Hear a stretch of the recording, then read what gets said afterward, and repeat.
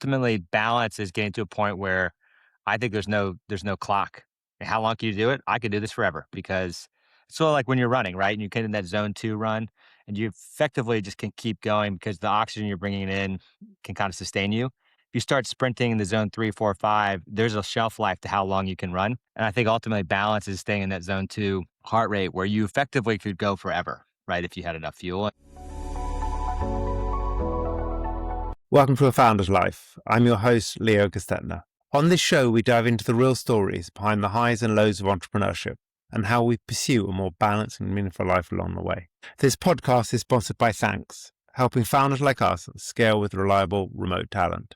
Email founders@thanks.com, that's THANKZ.com, with the subject line A Founder's Life, and you'll receive preferred pricing. I'm excited today to be joined by Carl Clements. Carl, thank you for joining. Would you like to introduce yourself to the audience? Sure. Well, thanks for having me, Leo. It's good to talk to another founder. It's a lonely world out there, highs and lows. But I'm Kyle, live in Atlanta, Georgia. I've got three daughters under five, got a dog, and I'm the founder and CEO of Quipli. We are an equipment rental software serving the 10,000 independent equipment rental companies in the US and Canada.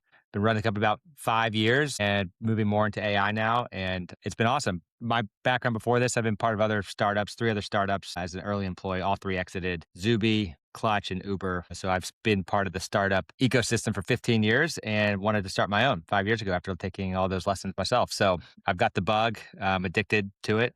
And for better or worse, this is my life. Love that.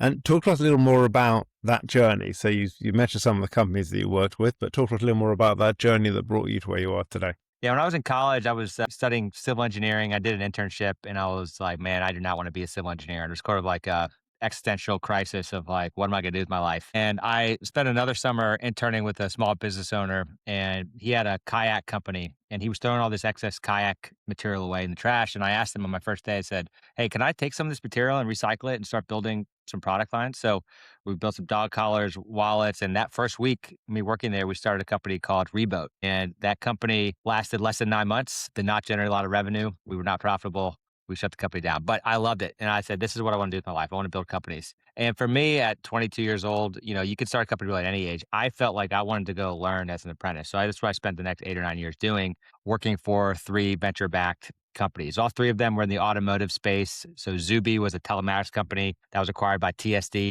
Worked at Clutch as a vehicle subscription service. So rather than buying or leasing a car, you could subscribe to a fleet of cars. And that company was acquired by Cox Automotive. And then I went to Uber right before the IPO. Was there for about a year and a half. So all three were in the automotive tech space. I was 29 years old and I was like, I don't know if there's ever a good time to start a company. COVID was happening and I tried to rent something online from an equipment rental national company. And it was a terrible experience. And I said, man, if these guys can't do it, what are the independents doing? So we started building online renting websites for rental companies. And that turned into, hey, can you build us the full software? And I don't know if we were smart enough or stupid enough to do that. So that's how we kind of got into building the full ERP system we've been doing now for several years.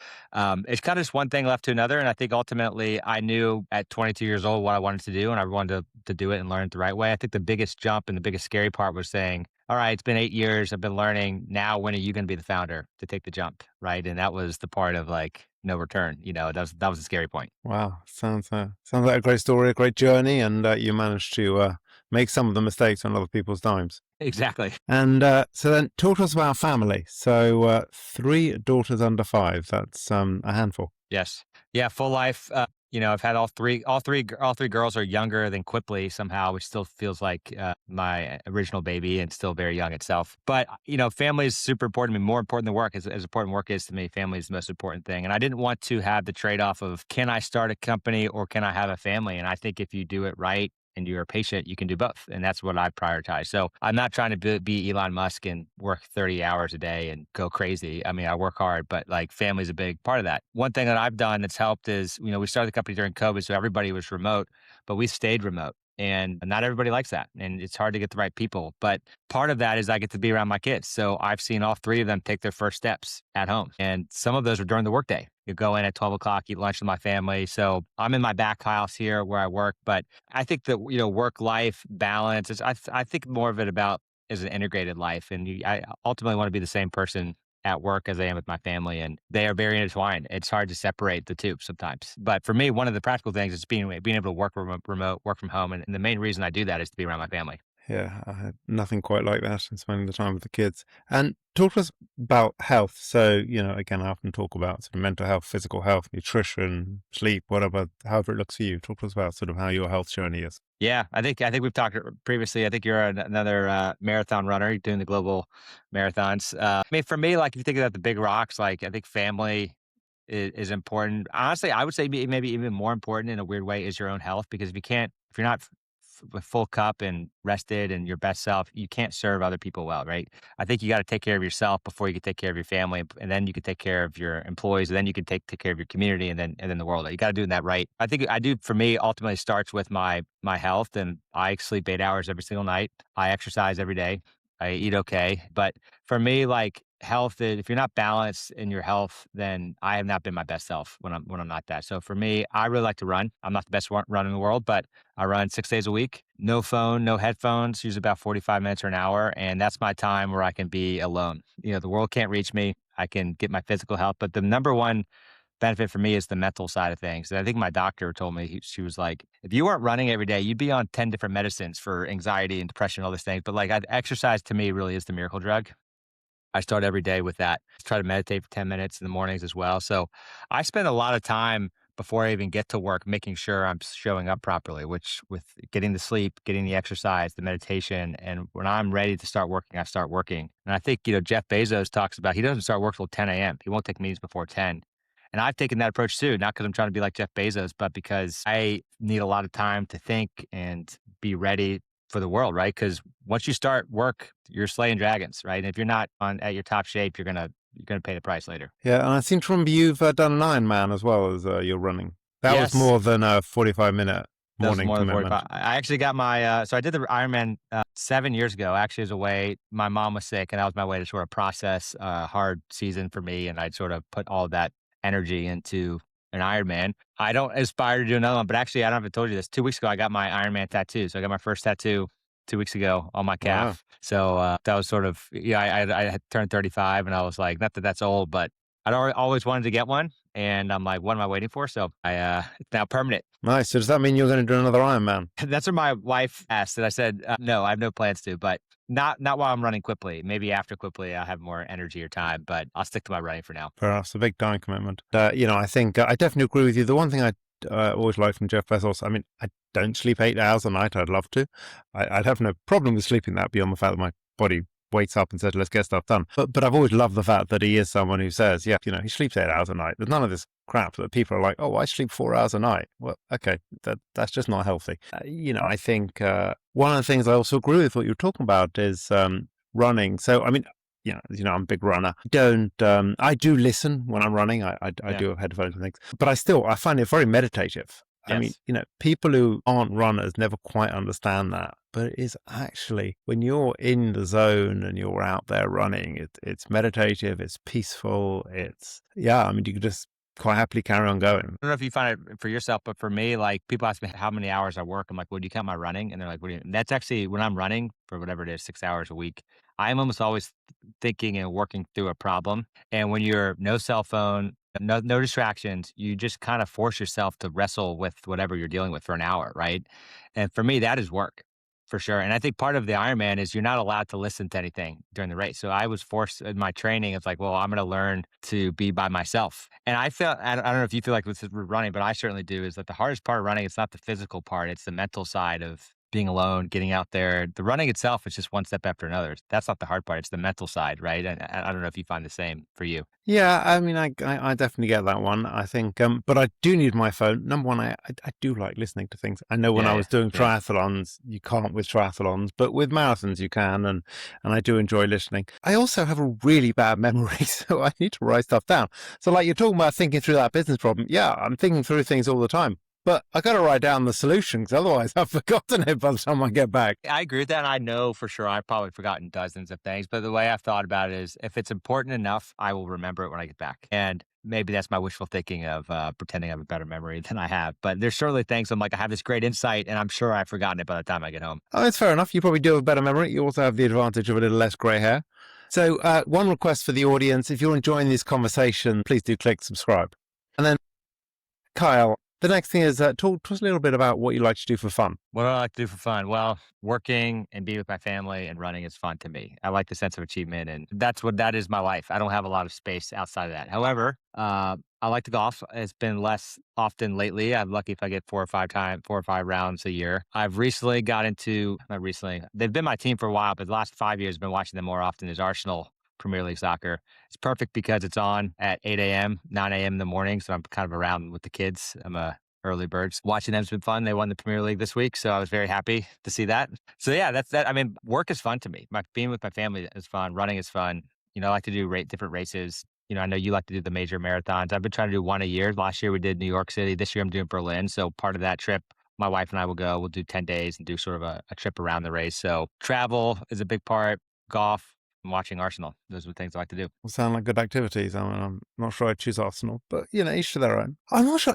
I don't have a direct team. My closest would be would have to be Brighton, but that's because the family have been involved in a long time, and so I've sort of spent the last 25 years a lot around Well, Brighton. I appreciate you didn't pick a major Big Six team like all the other Americans here who all like Chelsea and Man City and the big ones. You picked I a mean, it helps that I'm not American. So looking at that, and we started talking about balanced, integrated, however you want to look at it, life. So how do you define that for you? how do I define balance? I mean, I think I just it's family and work and the community. It's all these things together. And I sort of had this view that you don't actually have to choose if you're patient. You can build these things simultaneously. So for me, I just ultimately want to be proud of the life that I'm living. And I think I want to be proud. I want to be a proud father. I want to be a proud business owner. I want to be a proud athlete.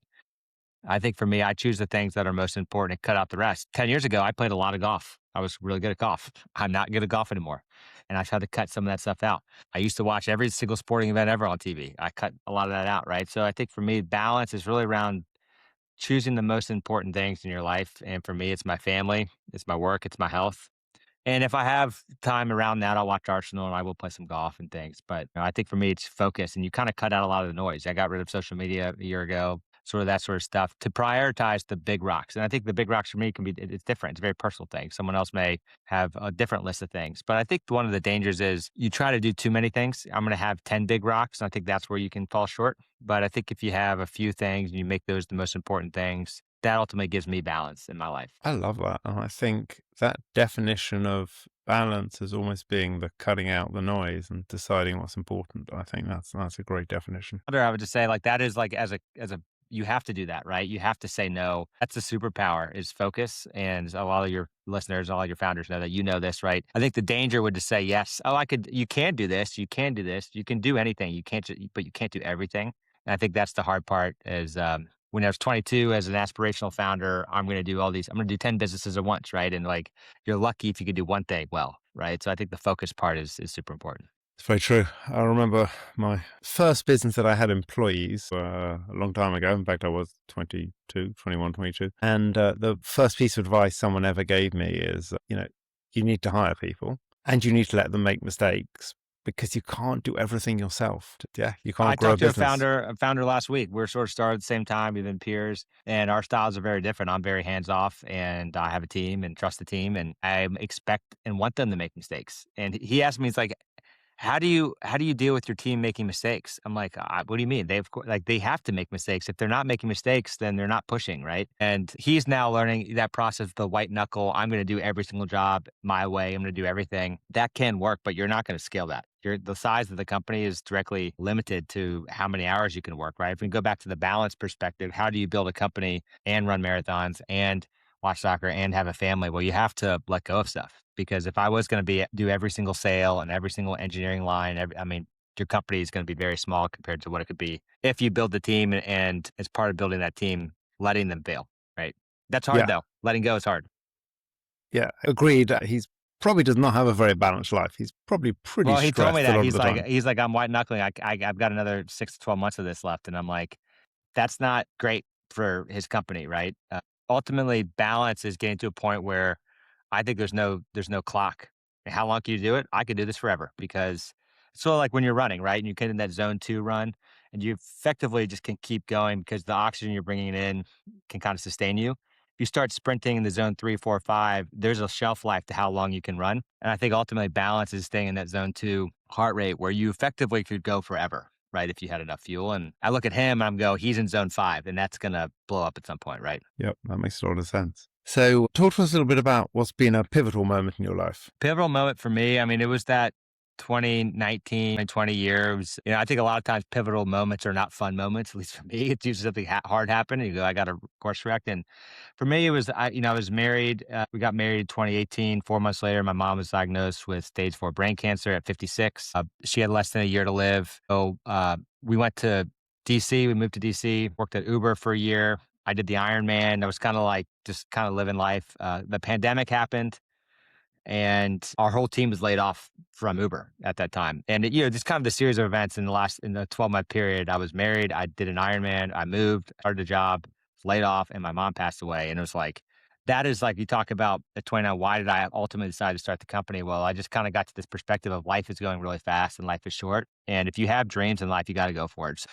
All of those things together set me up to say, okay, I'm ready to go. And I rented that piece of equipment at that time. And so everything came together and I made the leap to start Quipli. But it was that series of things where for the first time in my life, I dealt with a series of setbacks that was really hard. And I think you kind of have to choose how you react to it. And there was a period of depression and just really hard, you know, thoughts about, just being in a hard space. But I think ultimately inspired me to go for these goals. Right. And ultimately took that really hard season and made it something beautiful. Honestly, it's something that I can be proud of. I love that. And what is one piece of advice you would give to an aspiring entrepreneur? One piece of advice, I mean, I could another, as you know, there's 1,000 things you could say. I think for me, like we talk about for my family, we're talking about our kids are learning to swim right now. They're just swimming. They don't want to go. They don't like it. They're scared to put their head in the water. And I told them same thing my dad told me growing up. There are three things: do your best, do what's right, and treat others the way you want to be treated. And I think ultimately that's how I think about life and swimming and whatever. So for the kids, I told them this morning, like you got to do your best. I don't care if you're the best swimmer or the worst swimmer, but show up and do your best. Do it the right way and treat other people with respect. So I don't know. That's not specific business advice for a founder, but that's how I like to live my life, and that's probably what I would say. Good advice. And flashback to me teaching my kids to swim many, many years ago. Like it's tough. They don't like the water. They don't. It is pretty scary though. You think about it as a kid, jumping underwater for the first time, putting your face in the water. It's not like a natural thing. And 3 years old, you got to be brave. Yep. And as an entrepreneur, you got to be brave. It's not very different. Learn to swim is, that same sort of mindset is not very different than starting a company, right? It's you're jumping into the unknown. Very, very true. So, well, thank you for joining us today. How can people find you? I'm on LinkedIn, Kyle Clements. You can look me up on LinkedIn. That is the social media I do have. Our company is Quipli, Quipli. You can go to quipli.com and learn more about us. Well, thank you. Great to have you on the show. Thanks for having me, Leo. And thank you for listening to today's episode. If you enjoyed the conversation, don't forget to subscribe to the channel, tell your friends, and leave a review.